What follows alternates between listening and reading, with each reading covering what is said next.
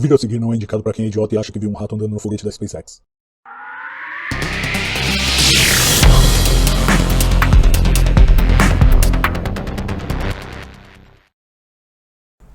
E um grupo internacional de pesquisadores encontrou na região central da Via Láctea um fóssil, resquícios de uma antiga galáxia que colidiu com a nossa uns 10 bilhões de anos atrás e acabou incorporada à Via Láctea.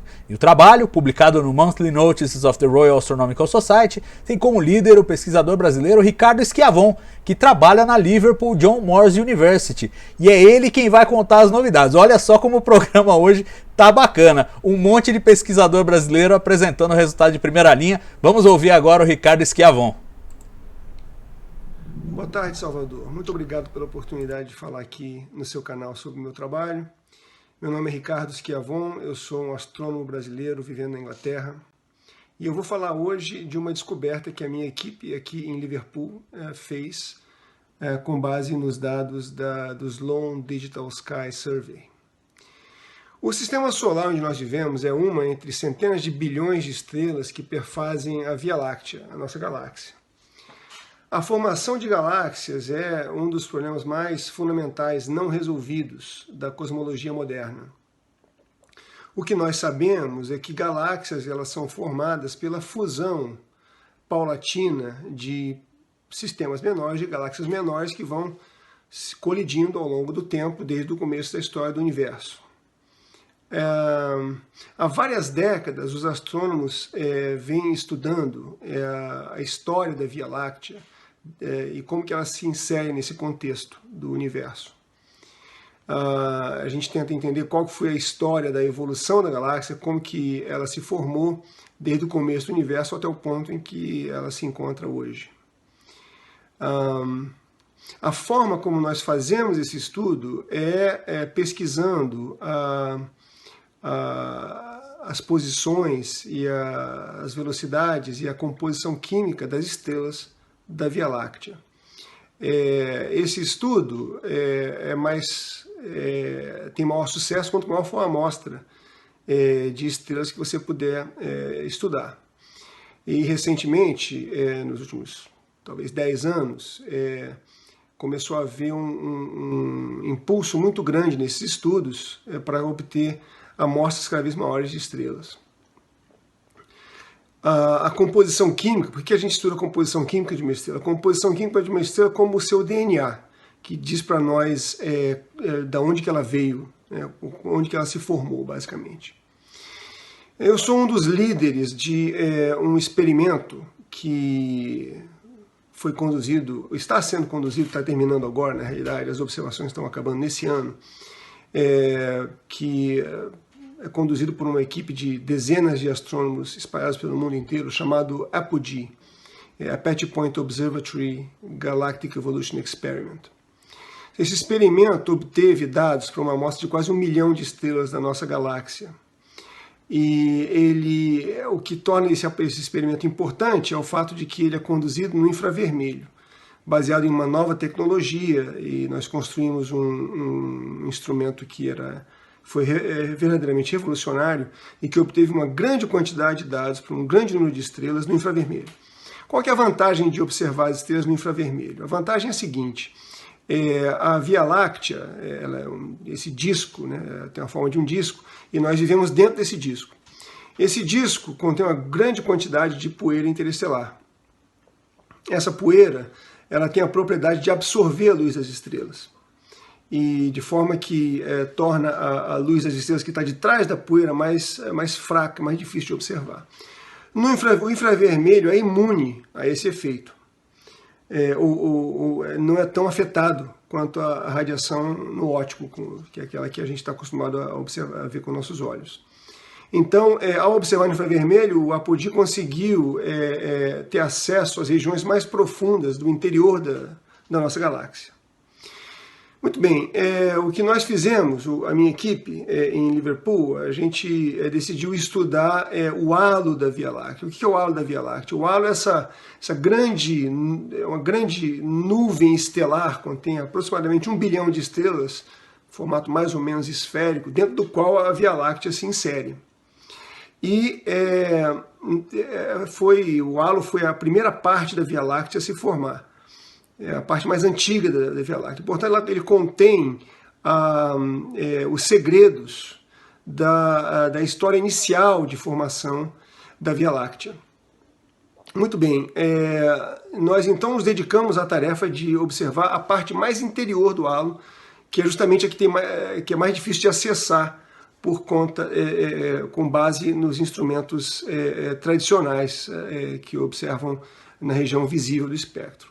Então, nós usamos o apodi para estudar a região interior da galáxia, né? Se beneficiando do fato de que ele observa no infravermelho. Então, quando fizemos isso, nós encontramos os vestígios de um sistema estelar, uma galáxia, que colidiu com a Via Láctea há aproximadamente 10 bilhões de anos atrás. Nós demos a essa galáxia o nome de Heracles, em referência ao grande herói da mitologia grega. Essa galáxia teve, no momento em que colidiu com a Via Láctea, da ordem de 100 milhões de estrelas. Foi um sistema estelar grande. Foi o episódio cataclísmico. Esse episódio cataclísmico foi certamente o evento mais importante na história da nossa galáxia. E esse sistema, ele perfaz aproximadamente 1/3 da massa total do halo da Via Láctea, esse halo estelar ao qual me referi que contém as estrelas mais antigas da Via Láctea. Isso só foi possível se fazer pelo fato de que nós tivemos acesso a esse instrumento. Esses dois instrumentos são o apodi, ele contém dois espectrógrafos idênticos, um instalado no hemisfério norte e um no hemisfério sul, e com base nesses dados a gente conseguiu descobrir essa galáxia. Essa descoberta inteiramente nova, ela além de lançar uma nova luz sobre a nossa compreensão da história inicial da nossa galáxia, mostra a nós que a nossa galáxia é especial, que esse tipo de evento inicial parece ter sido relativamente raro na história de galáxias do mesmo porte. De forma que isso nos leva a compreender que a Via Láctea, a galáxia onde nós vivemos, é especial, não só porque nós estamos nela, mas também porque ela parece ser uma classe de galáxias que não é igual à galáxia típica no seu porte. Muito obrigado, foi um prazer falar com vocês. Até mais. Bom, resultado muitíssimo interessante, Cássio, e eu sinto um pouco como uma continuação do que a gente abordou na semana passada. A gente falou daquele estudo lá que tentava montar a árvore genealógica da galáxia com as sucessivas colisões, e aí a gente tem esse resultado muito legal da equipe do Ricardo Schiavon, que mostra talvez a mais importante, a mais seminal das colisões que aconteceu uns 10 bilhões de anos atrás, e que um conjunto considerável de estrelas colidiu com a Via Láctea. O que você achou desse resultado em particular, e qual você acha que é a nossa perspectiva de realmente reconstruirmos a história da Via Láctea com essa arqueologia que a gente vê sendo feita? Na semana passada a gente falou de aglomerados globulares, agora estamos falando de um conjunto de estrelas mais para o centro da Via Láctea.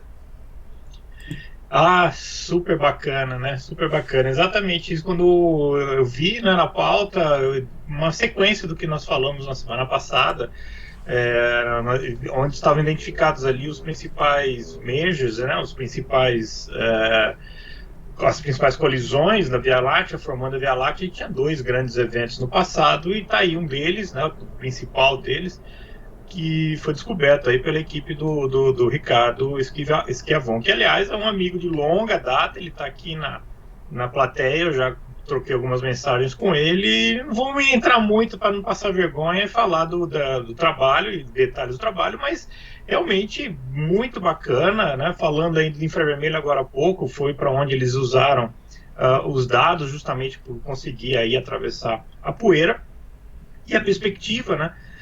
Já tem um tempo que o pessoal trabalha muito nessa metodologia de conseguir vários objetos, né, muitos objetos, e utilizar um estudo aí de grupo, né, das características do grupo, e manter um enxame, né, como se estivesse estudando um enxame, e ver pela característica de algumas, né, várias dessas abelhas, você conseguir dizer qual é o enxame, o que aconteceu e reconstruir o passado. É mais ou menos isso que eles fizeram numa região de difícil acesso, não é? Que é ali o centro da Via Láctea, no próprio plano da Via Láctea, mais para a direção do centro. E com isso, né, o que a gente precisava para ter resultados mais sólidos? Quantidade, né? Quantidade com qualidade e gente para analisar. Então você vê que tem esse projeto, chegou a ter o quê? Quase 1 milhão de espectros, né? Uma coisa dessa natureza.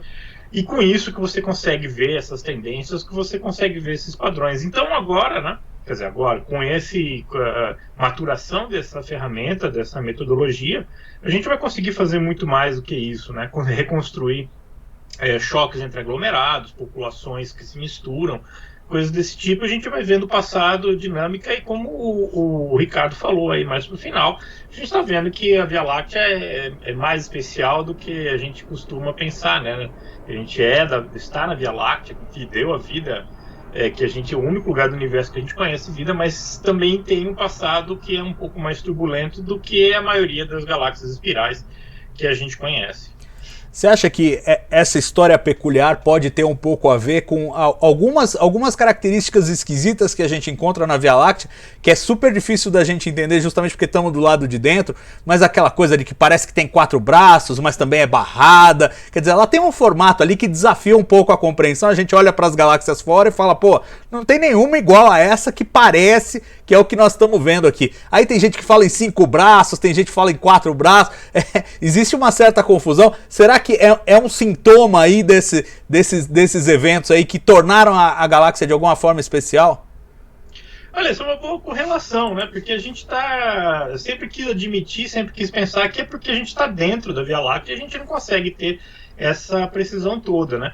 Agora, é uma coisa a se pensar. Eu estou nesse grupo que eu acabei de falar, nós estamos justamente tentando determinar aí o número de braços da Via Láctea, ou pelo menos dar algum viés aí que melhore essa taxonomia, né, que melhore essa determinação.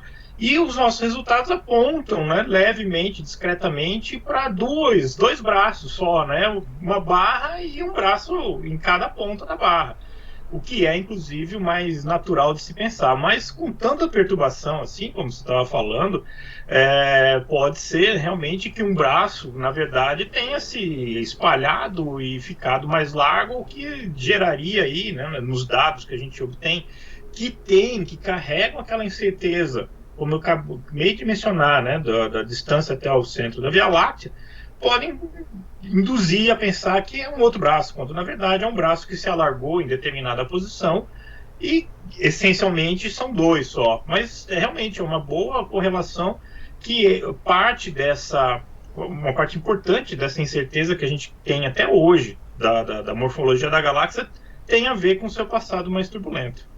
Pois é, eu me lembro também de falar das pontas do disco que parecem ser abalroadas, é uma coisa meio curvada.